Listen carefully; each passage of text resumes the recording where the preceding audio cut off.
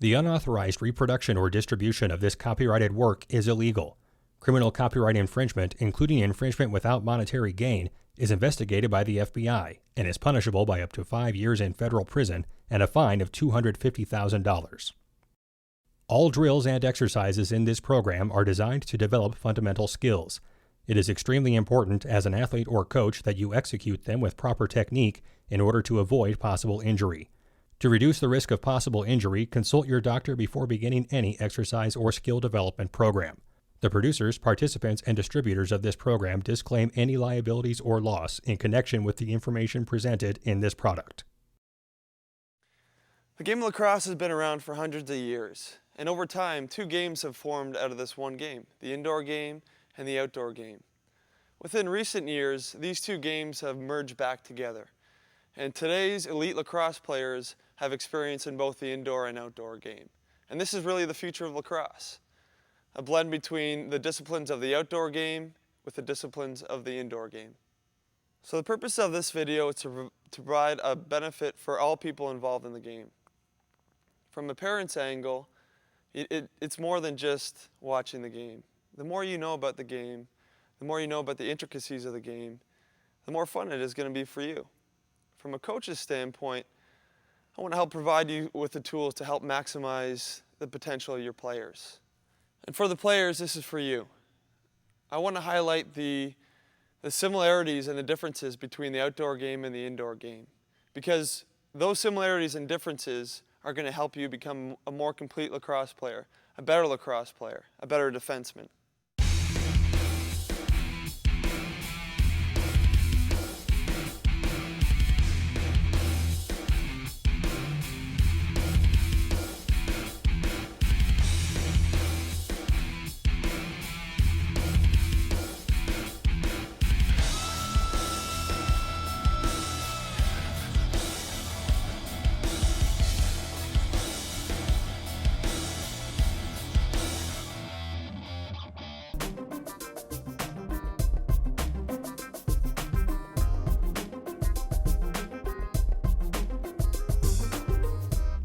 What I really want people to realize is that the position of defense is just a fun position to play. It's an athletic position. It's a highly skilled position. Your offense starts with your defense. Gone are the days where you're just throwing the unathletic, unskilled player back on defense because he can't play offense. It's a fun position to play. It's an important position to play. And I'm going to help you develop skills that will help you maximize your potential in this position. There are 5 key fundamentals of playing great defense. First, you need body position and strength. Second is footwork. Third is presence and leadership. Fourth is transition and clearing the ball. And fifth is taking the ball away. The 5 fundamentals of defense is a core of defense for both indoor and outdoor lacrosse. But there are subtle differences in each one of these fundamentals. In indoor lacrosse, obviously the space is a lot more confined. It's less about one-on-one matchups and more about team defense and defending the pick and roll. Let's take a minute to talk about the differences between outdoor field lacrosse or indoor box lacrosse. When we're talking about the 5 fundamentals of playing great defense, you look at 3 of the 5, well, they cross over to both games. Body position and strength, footwork and communication and leadership, well, they're pretty much the same in both games. But there are some major differences in the transition game and taking the ball away from a defensive perspective. The last 2 key fundamentals of playing great defense is transition and taking the ball away. And to me, these are the 2 most fun aspects of playing great defense. When you're getting involved in transition, a lot of times defenders underestimate other defenders coming down the field, and it's a great way for you to make an impact on the game. Not just clearing the ball, but actually getting involved in scoring goals and making plays and getting involved offensively. Taking the ball away, well, you know, there's going to be key points in the game, whether you're down by a goal or 2, where you just need possession of the ball back. And you're going to need to be able to take the ball away.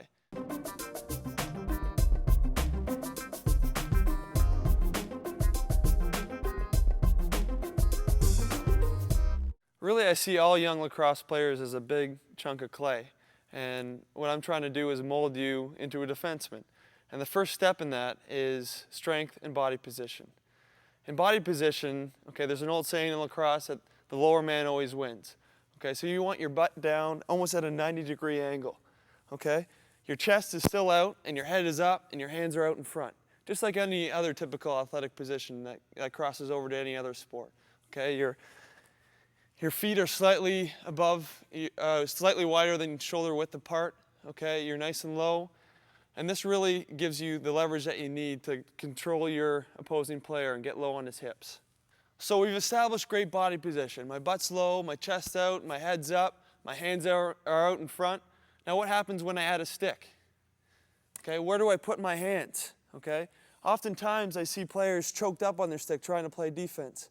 Well, I want to anchor my bottom hand on the butt of my stick. Okay, it gets a little trickier when I try to determine where to put that top hand. Because if it's too high, I'm not creating any separation between me and my opposing player. But when it's too low, I have no leverage.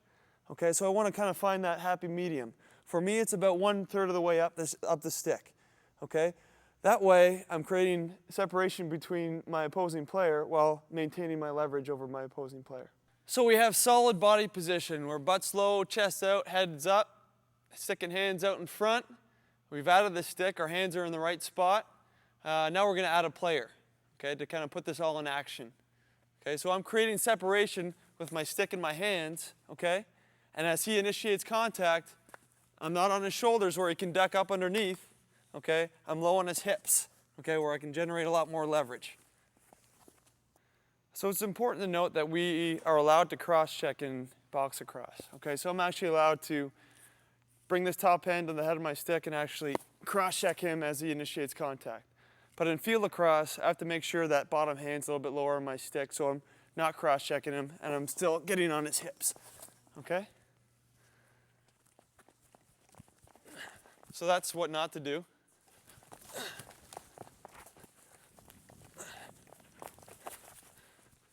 Okay, so it's important to note where my stick is going to be on my opposing player when I'm defending him. I want my stick to be upfield from my man. So as I'm guarding Matt, okay, and he goes to his left hand, my stick isn't behind him, it's upfield from my man, okay? So he can't turn the corner on me. If he goes the other way to his right hand, same thing, my stick's upfield from him. It's never behind him.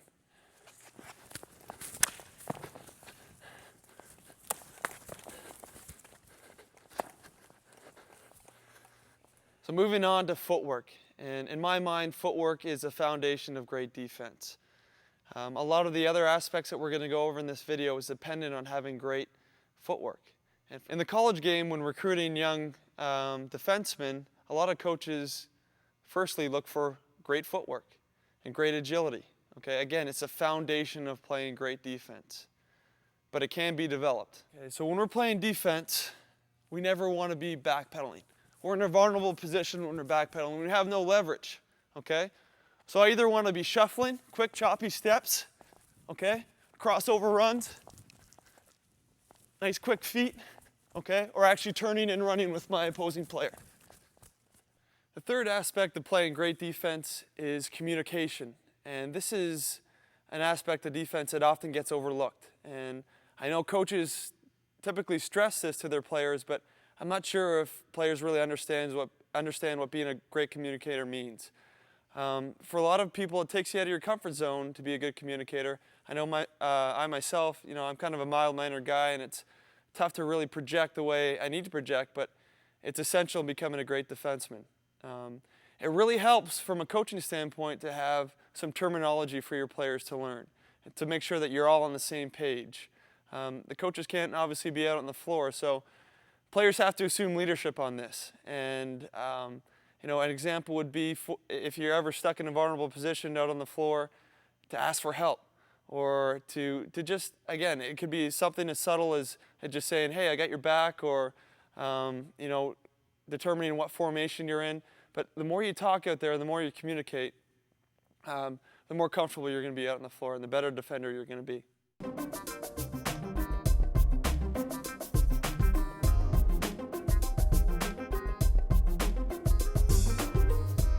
The The primary difference between playing indoor lacrosse versus playing outdoor lacrosse is that in indoor lacrosse, you're playing defense within the team concept. So you're not just, from an offensive standpoint, you're not just beating one guy, you're beating 5 guys. And this is really comes, it's at the coach's discretion on what type of philosophy you want to use within your defense. But in my mind, you really have 2 options. You can channel your opposing player underneath to where there's help, or you can take away underneath and channel them top side to where there's help. Ultimately, you just don't want to let your opposing player get to the net. But if you do get beat, you want to make sure you're getting beat to help. So I'm going to position my body, okay, like we talked about, nice and low, butt down, chest out, head up, but I'm also taking away top side. So if Peter is trying to beat me top side, I'm going to take that away and force him down underneath to where there's help coming from Ryan. Okay? So if I do get beat, I have help coming from Ryan. Okay? Conversely, I can take away underneath, okay, and concede top side. Okay? So if I do get beat, I get beat to help coming from the opposite side.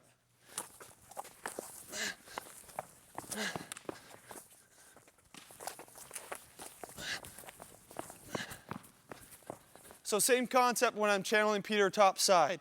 Okay, I'm taking away underneath. Okay? And if Peter ever gets a step on me, Ryan's going to step in, hedge towards him to deter his progress, just buying me enough time to catch up to Peter again, to get on his hands, and for me to push him away from the net. Again, ultimately, the objective is to just not allow him to get to the net. Up left, Brodie, up left.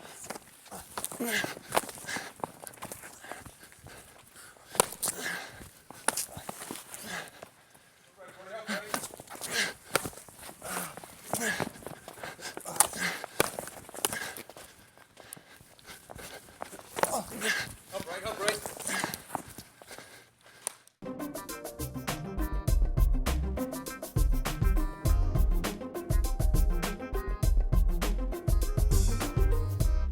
Transition is one of my favorite aspects of the game of lacrosse. A lot of coaches really don't have the confidence in their defensemen to get involved offensively in transition, but I feel it's more about just clearing the ball. I think there's a real opportunity for defensemen to get involved offensively, and it could be a fun aspect of the game, and I encourage coaches to help players develop the skills to allow them to get in transition, and players be confident and know that you can be a threat not only on the defensive side of the ball but also on the offensive side of the ball. So at this point, I'm the defenseman that's just gone over the midline, and it's a really big opportunity for me to get involved in the offensive side of the game. Typically what happens when a long pull goes over the midline, the opposite players, the players on the other team, typically press out. So this gives me a lot of room here to set up a one-on-one matchup with the opposing midfielder. Really what I want to do now is break into my defensive dodging. Okay, dodging isn't just for midfielders and attackmen, defensemen can do it as well. Okay, there's 3 that I like to use in a game. The first one is a split dodge. Split dodge is very similar to like a crossover in basketball. You're really selling it one direction and then splitting back the other direction. Here's what it looks like full speed. Sell it one way, bust hard to get your hands free for a shot. The second dodge is a bull dodge, and this is where you're just keeping it in your strong hand, selling it one way, and then busting hard the other way to get your hands free for a shot.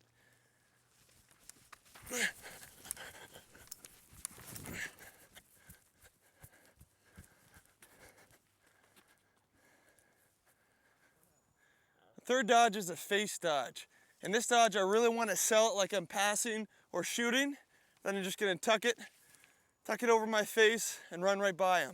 Okay, so I'm going to sell the shot or the pass, keep it in my strong hand, and bring it back. So in review, transition can be a very fun aspect of playing defense.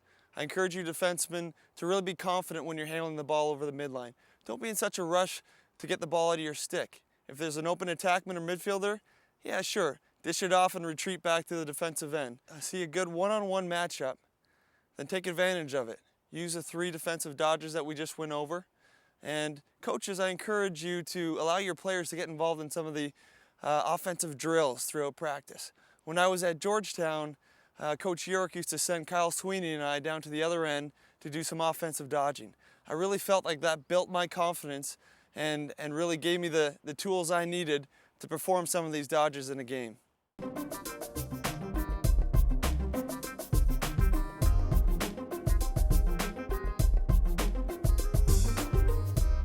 Footwork is a foundation of great defense. Now I'm going to show you a few drills to help you with your change of direction and your drop step. Okay, so we're going to line up on this far hash here, get nice and low, hands and stick out in front, butt's low, chest is out, head is up, and all I'm going to do is shuffle on a 45-degree angle. Really focusing on exploding off that change of direction. Short, choppy steps. Once I get to this hash, I'm going to open up my hips, explode off the change of direction. Now I can poke check while I'm doing this. Remember, poke checks, a check you can throw all over the field. Opening up my hips, exploding off the change of direction. So coaches, here's a good drill for you to run through with your defensemen to really work on their footwork. So my defenseman is nice and low, butt down, chest is out, head's up, sticking hands out in front. Okay, the defenseman is just gonna follow my stick. So here we go, shuffle, shuffle, shuffle, quick choppy steps, shuffle, turn and run. Turn and run, stick out in front, forward, shuffle, shuffle, stick out in front, turn and run, bring it in. Good, nice job. So here's a great drill to work on your sliding. I've identified 2 areas on the field where I feel like the offensive player is a threat to score. Okay, so I want to make sure that I'm meeting my offensive player once he gets to that cone. Okay, so again, to review, I want my head on a swivel. I want to be upfield for my man when I'm sliding. I want to be in a good position so I'm ready to slide when that offensive player is a threat to score.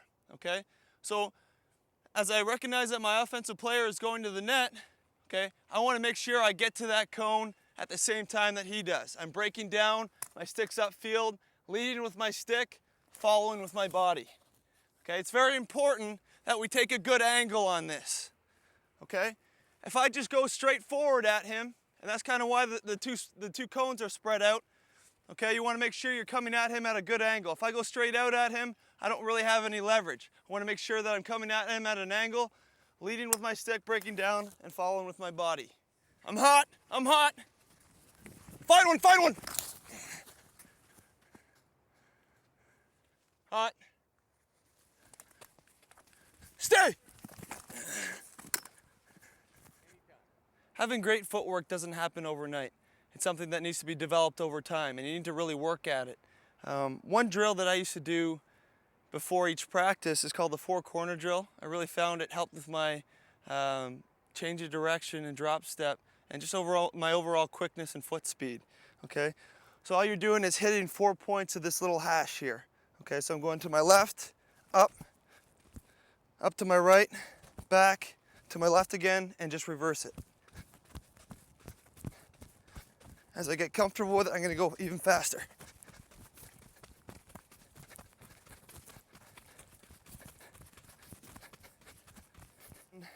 You can switch to 1 foot. Okay, hitting all 4 corners with 1 foot. And then speeding it up. Do your left foot.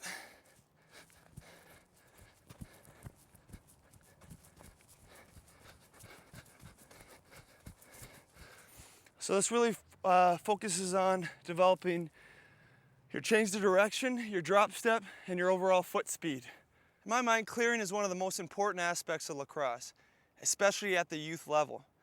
So defensemen, I really encourage you guys to get out with a partner, a fellow defenseman, and work on your long passes.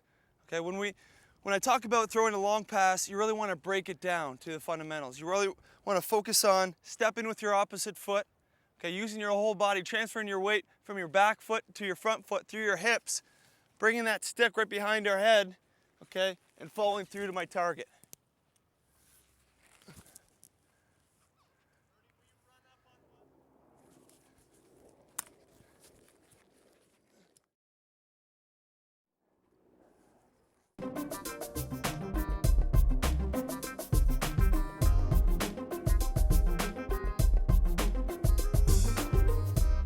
Sliding is an aspect of defense that often gets overlooked. It's really about good communication, being on the same page with your fellow defenseman, being upfield from your opponent, having your head on a swivel, and having your stick and body in the right position.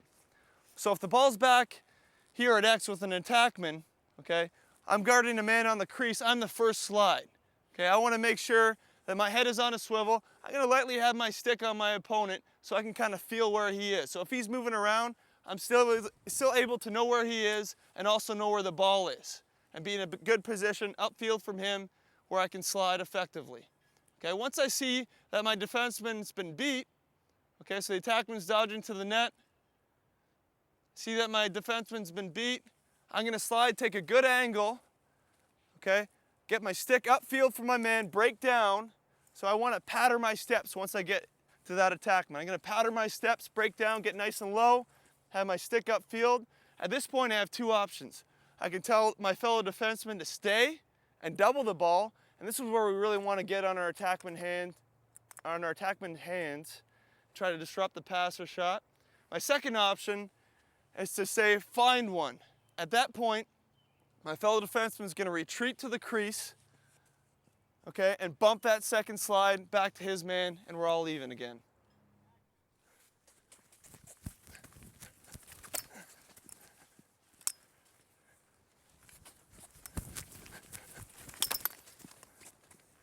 Hot.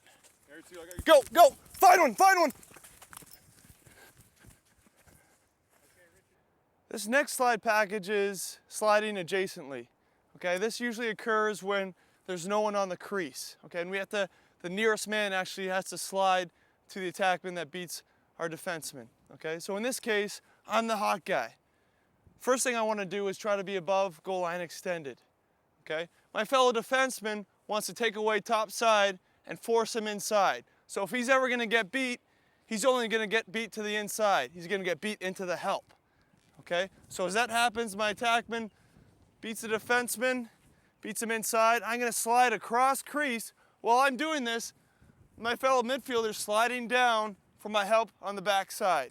My stick's going to be upfield. I'm breaking down, lead with stick, follow with body.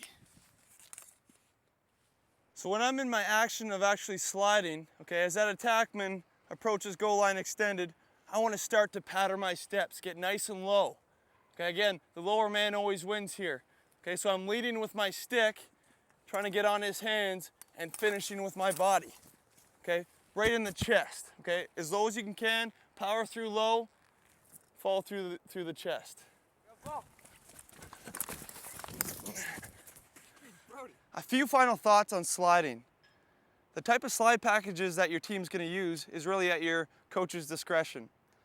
But in my mind, if there's no crease man, if there's no offensive crease man, then you're typically going to want to slide adjacently.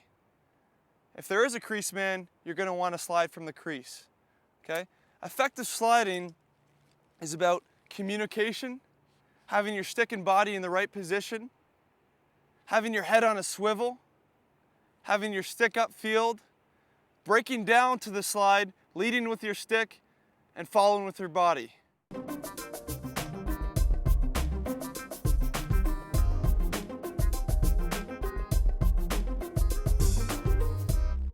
primary differences between playing defense indoor versus playing defense outdoor is that obviously we're working with a 6-foot long pole here. So I have a little bit more an ability to be able to throw a wider range of stick checks. It's also a lot more open out here, so it's more about a one-on-one matchup rather than playing defense within the team dynamic. So before we can start throwing stick checks, remember we have to first establish strong body position and excellent footwork. Once we've done this, then we're able to move on to throw effective stick checks. So again, my stick and hands are out in front, my butt's nice and low, chest is out, head is up, creating that separation between myself and my opposing player. Whenever I see my opposing player with two hands on his stick, he's typically looking to do one of two things: shoot it or pass it. Okay, so I want to get on that bottom hand I have four options. A standard poke check, where I'm just poking that bottom hand. Okay, it's not, my hands are positioned, again, 1/3 of the way up the shaft. I'm not up here lunging at my opponent. Okay, it's just a short, quick, choppy poke. Okay, my second option is just a slap check. And this is where you're not coming that far with it. You don't want to telegraph it. You're coming from about, I don't know, a couple feet away, slapping that bottom hand, okay?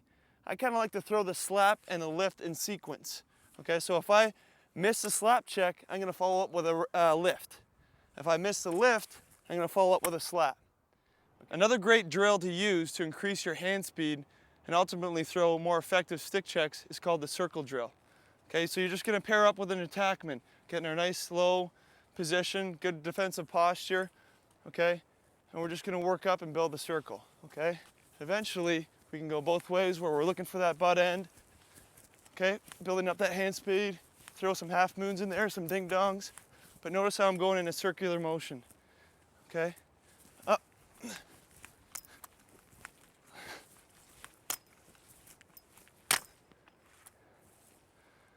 So now we're ready to move on to some more advanced checks.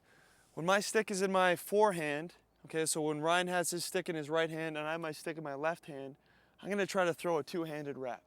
Again, I wanna be nice and low, stick and hands are out in front, okay? I'm trying to get as deep as I can without actually fouling him, okay? So I'm whipping this bottom hand down and punching with the top hand, okay? It's important that my two hands are low on my stick so I can get very deep into his body, okay?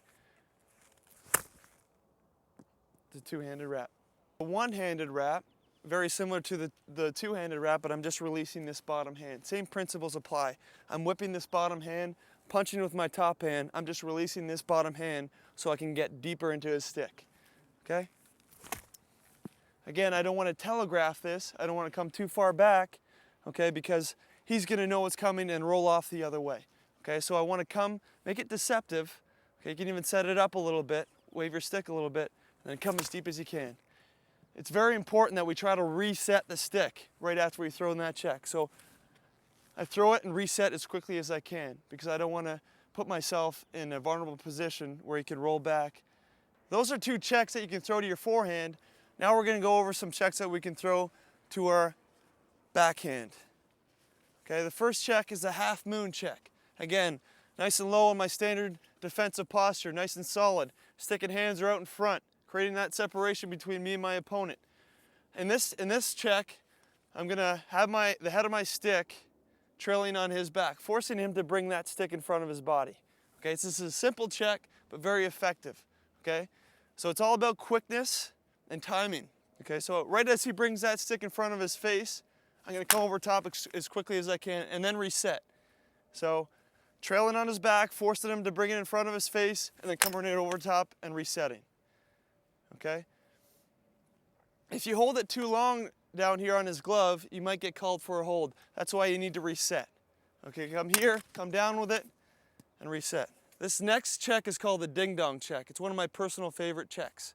It's very safe, but also a very effective takeaway check. Okay, so the same principles apply. I'm getting nice and low, sticking hands out in front, but this time my stick starts upfield from my man. Okay, and all I'm doing is faking like I'm coming over top, ding, and as he brings it in front of his face, dong, coming back down with it.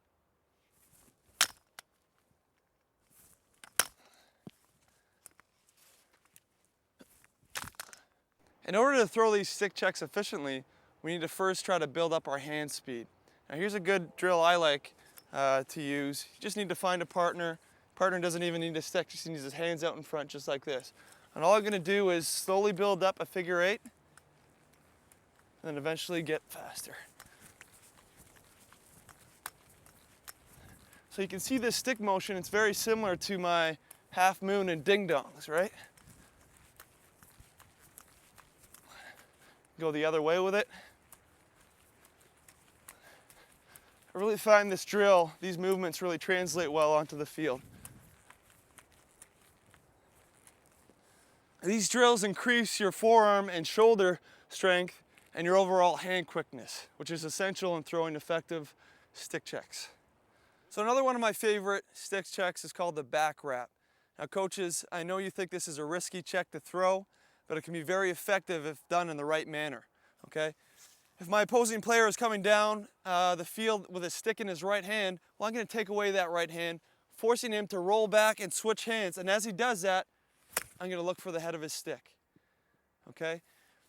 It looks risky, okay? But actually, if I do miss that check, I'm still in a good position to recover. So as he switches hands and rolls back, okay, my stick can still recover upfield for my man. One last final check is the over the head check. And I know, coaches, this is another one of those risky checks, but you know, certain times in the game, you're going to need possession back. You're down by a few goals, time's running out, you need the ball back. Well, this is an effective takeaway check. It's risky, but if you throw it correctly, again, it can be very effective.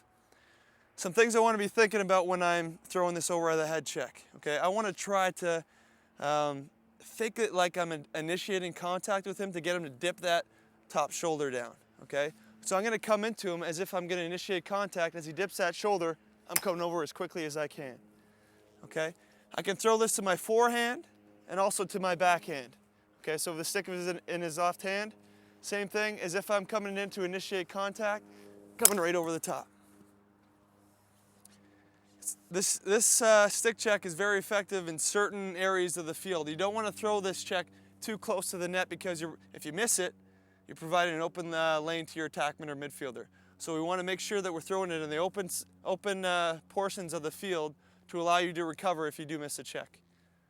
So once we've learned how to throw these stick checks stationary, the next step is to try to throw them full speed. Okay, so this first check is the two-handed wrap. When an attackman or midfielder is carrying the ball, he's typically cradling it back to front. Okay, so we want to time it so once he gets to the front of his body, that's when I'm coming in for the two-handed wrap. So,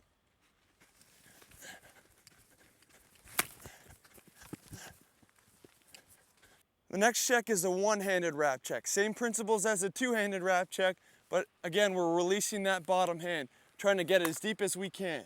Okay, so once we've learned how to throw this check stationary, let's try it full speed.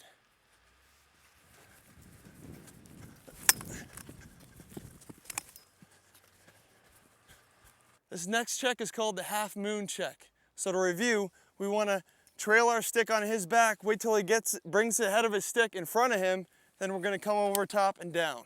Okay, so here's what it looks like live. Running hip to hip, coming over top. This next check is called the ding dong. Okay, we're faking as if we're coming over the head. Okay, coming almost mirroring his body, fully extending our arms as he brings that head of his stick in front of his body, coming back down. It's a ding dong. Let's see this live.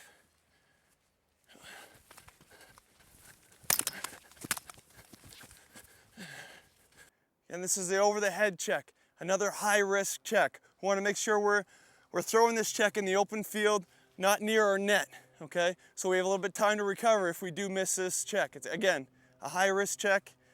But what we want to do is try to get him to dip that front shoulder by faking as if we're going to initiate contact.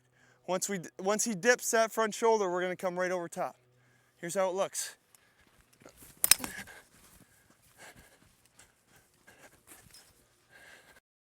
This next drill is just a good old-fashioned game of keep away. Okay, find an attackman again, this is a good opportunity for you to work on your stick protection. And all we're doing, getting in a good defensive posture, sticking hands out in front. Okay, we're just trying to take the ball away. But we're going to try to do it using our circle check. Okay, so I'm looking for my butt end, it's not there, and coming to my half moon. Resetting, half moon.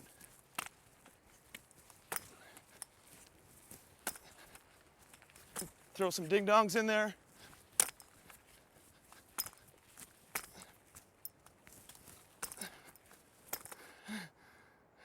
Now we can play the game of keep away to our forehand.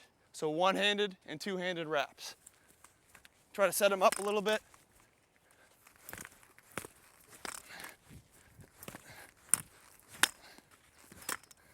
So in indoor lacrosse, we have what's called the island that exists all around the net. Okay, this is a portion of the field where really an offensive player is a threat to score. Okay, so we don't ever want to throw any checks on the island. This is where we want to get low on our opposing player's hips and try to push them with our body away from that island. Once we're outside of that island, then we can start throwing our stick checks again. So I just want to re-emphasize some important points about throwing effective stick checks. Okay, first you need to identify the right areas on the field to throw a proper stick check. Typically you want to throw them out, in the opposite end of the floor or near the midline, so you're not as vulnerable to give up a free lane to the net. Okay, it gives you a little bit more time to recover.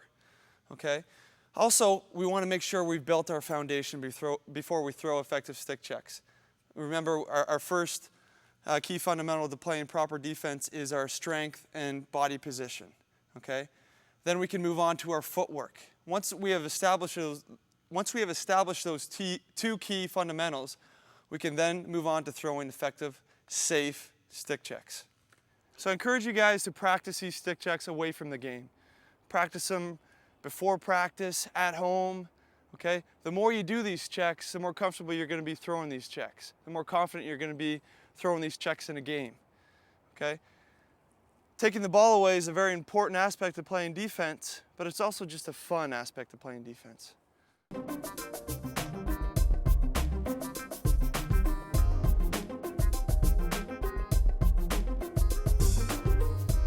So we just learned a lot of fun and exciting stick checks, but those stick checks don't do us any good unless we can obtain possession of the ball.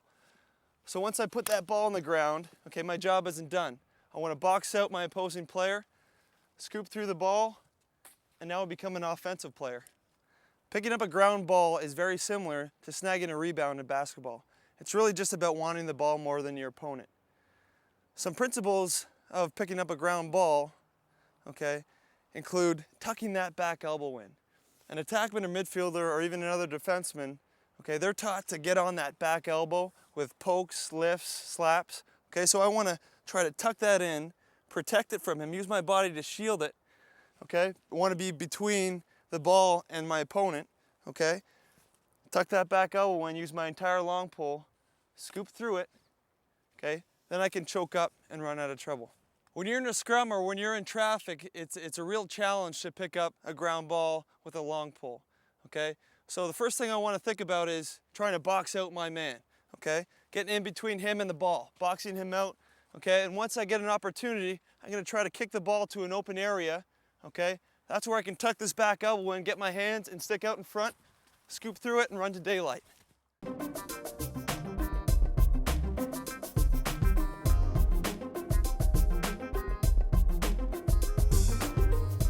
When you're playing man-down defense in indoor lacrosse, you really have three options.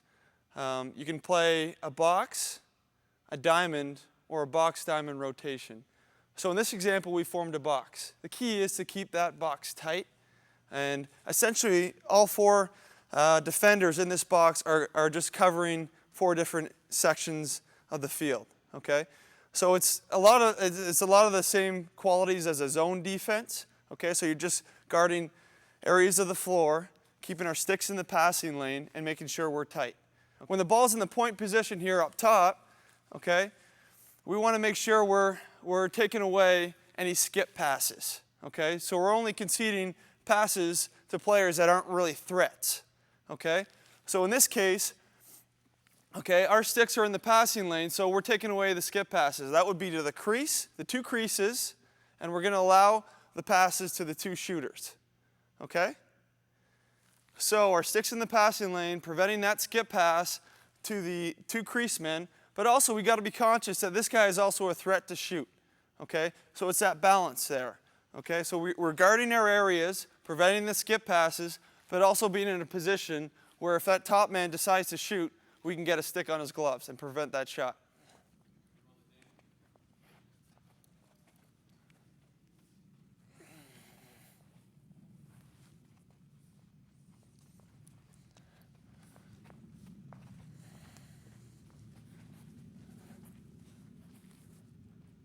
So our second option when we're playing man-down defense is to form a diamond, okay?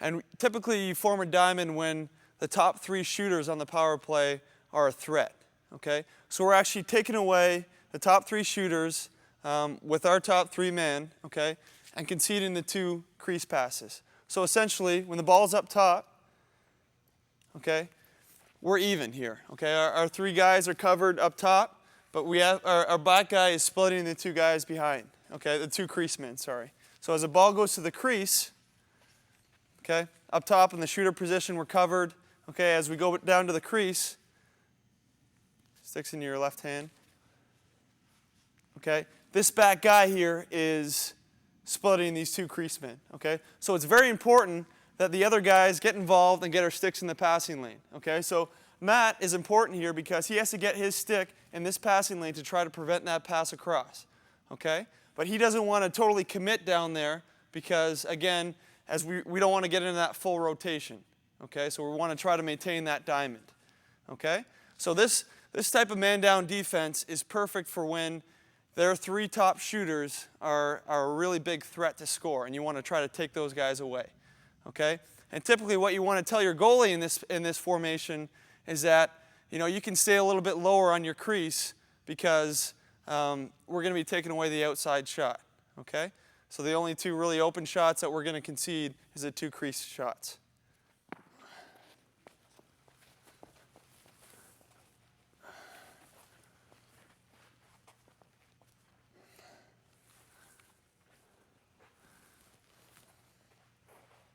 So your third and final option for playing man-down defense indoors is your box diamond rotation, okay? And this is a little bit tougher to actually get down. It's a little bit more advanced, but if you get it down, if you get it working correctly, it can be extremely effective, okay? So let's just walk through this right now, and we'll go over all the positions.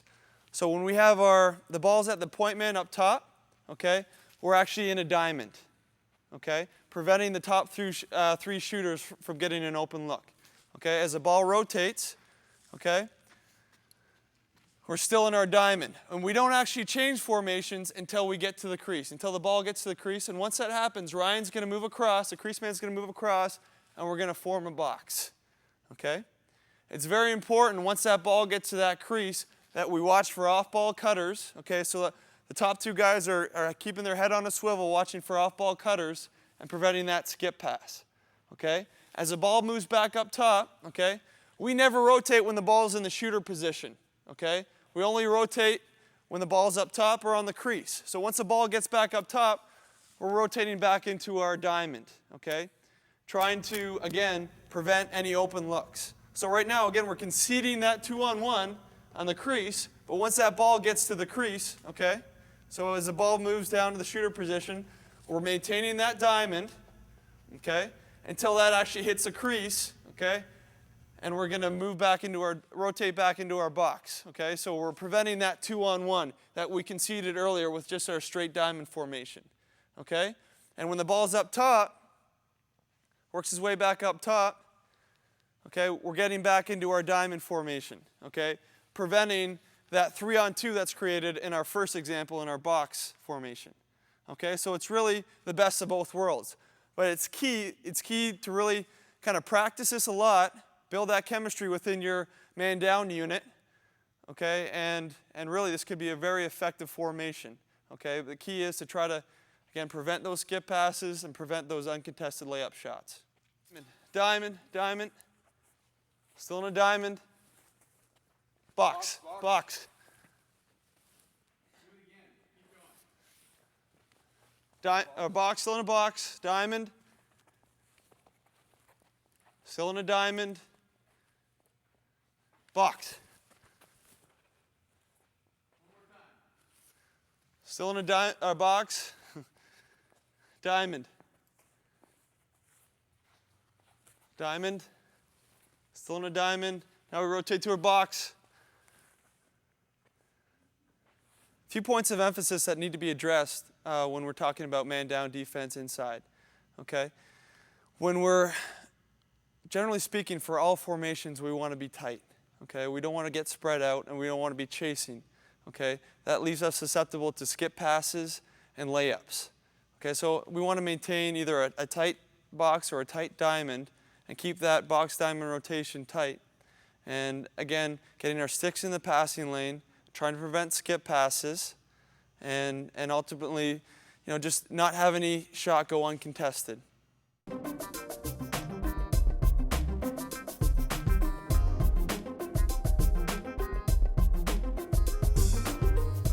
Defending the pick and roll, it's such a huge aspect of playing defense in box lacrosse. If you can defend the pick and roll, you're going to have success in the indoor game. Okay? You really have three options when defending the pick. You can stay, you can switch, or you can jump it. So let's go over all three here.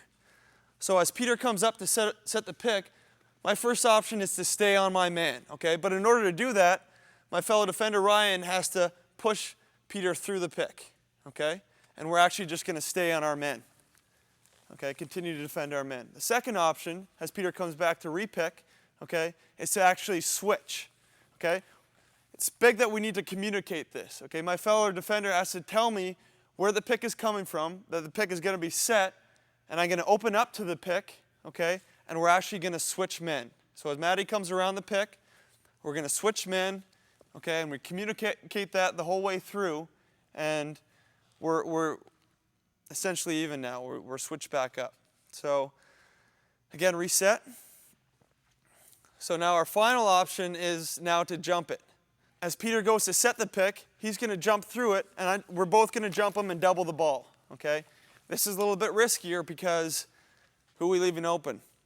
Peter's rolling to the net, okay? So it's important that we have help offside, okay? But also that Ryan and I are getting all over Matt's hands, trying to prevent him to make that pass, okay? So again, if you're down by a few goals, you need the ball back, you might want to implement the jump it defense, okay? And jump those picks and double the ball. Pick up right, pick up right. Stay. Pick up left, pick up left. Switch. Jump it, jump it, jump it, jump it.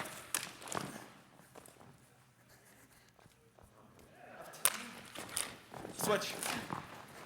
Switch again. Good, good. Switch. Set it up.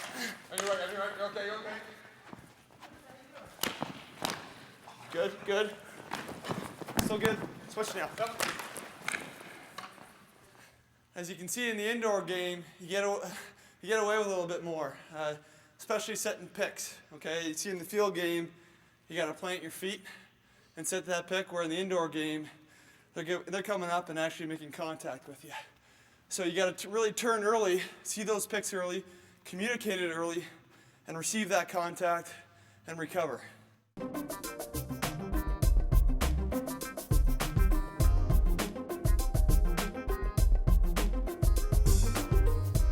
Whether you're playing long stick midfielder or you're guarding an attackman that's inverted up to the midfield line, defenders, you need to know how to play defense from up top. Some things to think about when I'm playing defense up top. Okay? I first want to try to identify what hand is my opposing player's strong hand. Once I've identified this, I'm going to try to take it away. So for instance, if Ryan's strong hand is his right hand, I'm going to want to try to force him to his left hand. Okay, so essentially I'm just trying to cut the field in half. I'm taking away top side, my stick and hands are out in front, and I'm channeling him to his left hand, okay? If I'm ever gonna get beat from up top, I wanna make sure I'm getting beat to help, getting beat to my slide, okay? So I'm up, taking away his right hand, forcing him to his left hand, okay? I wanna get into a position where I'm running hip to hip. Once I'm running hip to hip with him, I can then place my stick upfield, okay? And once he drops that bottom hand, I want to make sure I'm getting that last check in to disrupt his shot or pass.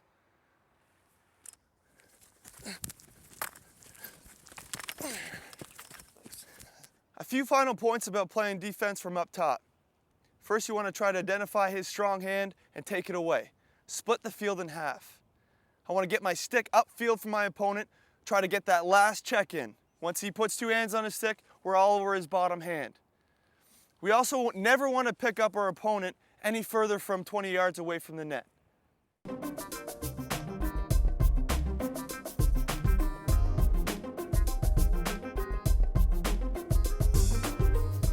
Playing defense from behind the net. For you close defensemen, this is where you're going to be spending most of your time, so you need to know how to do it effectively. The closer you get to the net, the less it's going to be about your stick, and the more it's going to be about playing the body. You look at many of the top defensemen in today's game, for really they're effective through having great body position and just really having their stick in the right area. Similar to playing defense from up top, we first want to try to identify our opponent's strong hand. Once we've done this, we're going to try to take that away. Take away the guesswork. Okay, so if Ryan's a right-handed, I'm going to try to channel him to his left hand. Okay? I want to get into a position where I'm running hip to hip with him. Okay? So I'm actually going to try to turn my hips, run hip to hip with him. This is where I can throw some stick checks, some light pokes.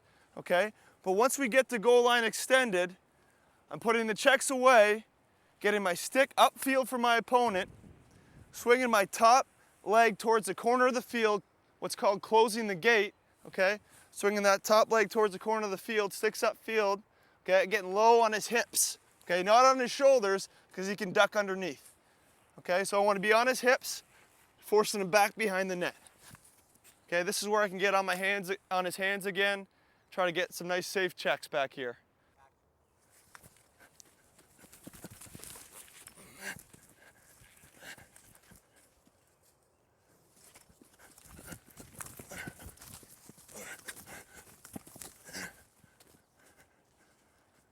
So really, when I'm playing defense from behind the net, my attackman really only has two options. He can go to my forehand or he can go to my backhand. Okay, when my attackman dodges to my backhand, the primary thing I want to concentrate on is getting my stick upfield. Well, there's two ways I can set this up. First, I can set it up with my half moon check, where I'm trailing on his back, and once I get the goal line extended, I'm coming right over top for a half moon, and my stick is upfield, and then I can get into his body on his hips and force him back behind the net. My second option is to throw the ding-dong check.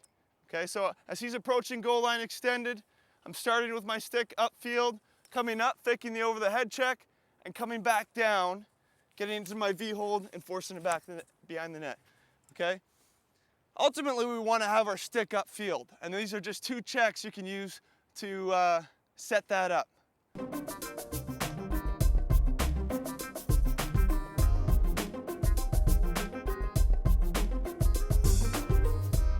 Playing defense from the wings. Playing defense from the wings has always been kind of an awkward area of the field to guard your attackman or midfielder. It's really trying to find that balance between staying topside from your opponent and not conceding that lane underneath. Okay, so we always want to be channeling, not trailing. Okay, I want to be channeling my man to where the slide's coming from, to where the help's coming from, or ultimately behind the net to our safe zone where he's not a threat to score. So my stick and hands are out in front. I'm taking away top side, forcing him down the alley, forcing him back behind the net or to where my help is coming from. Okay, so if Ryan is dodging to his right, okay, my stick is upfield for my man, forcing him down the lane, down the alley. Okay, if he wants to roll back, okay, I'm going to take that away. My stick comes upfield, okay, I'm going to force him back to roll back to his right. Okay, again, it's that balance between staying topside for my man, getting nice and low on his hips, okay, and not conceding underneath. Okay, so I want to take away top side, but I'm not taking it away so much where I'm conceding that lane underneath. Okay, so here's an example of that. Okay, I want to be up top side, okay, but I don't want to give him too much room where he's able to beat me underneath. Okay, so finding that balance. My stick is always upfield for my man. Stick and hands out in front, forcing him down the lane. If he wants to roll back, my stick is upfield. I'm nice and low on his hips, forcing him to roll back, channeling him either behind the net to our safe zone, okay, or into a slide where the help's coming from.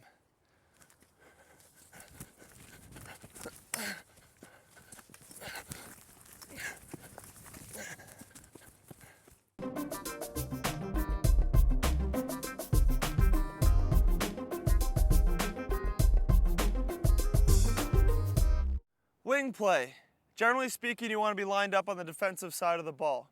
You kind of want to find that balance between lining up close to your opposing player and being in a position where you're able to stop the fast break. Okay? Typically, I like to line up hip to hip with my opposing player. This gives me an opportunity to contest every ground ball coming out of that face-off circle. Okay, so I want to line up hip to hip with my opposing player, get as low as I can. Okay, my stick's out in front. And my first 3 or 4 steps are extremely explosive. I want to be able to react to that ball if it's popped out immediately. Okay? So my first 3 or 4 steps are explosive. And then I'm going to slow down if the ball hasn't popped out by this point and evaluate the situation. I don't want to go in here so hard where if the ball pops out, I'm going to overrun it. So I want to, again, kind of slow down my pace once I get to the face-off circle, evaluate what's going on, and wait for that ball to pop out.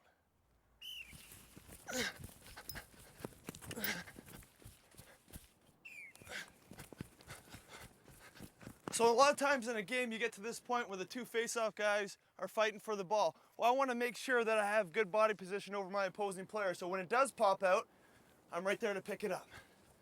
Okay, you never really want to overrun the scrum, okay? Be in a position so when that ball does pop out, you have leverage over your opponent. So in closing, wing play is about anticipating where the ball is going, communicating with your face-off man to determine what moves he likes, okay, whether he likes to push it forward or push it backward. You want to make sure you're getting a good jump off the line. Those first three or four steps have to be extremely explosive. Then we're going to kind of ease our way into the scrum, evaluate where the ball is going to go, try to anticipate where the ball is going to go so you can get leverage over your opponent, pick up that ground ball.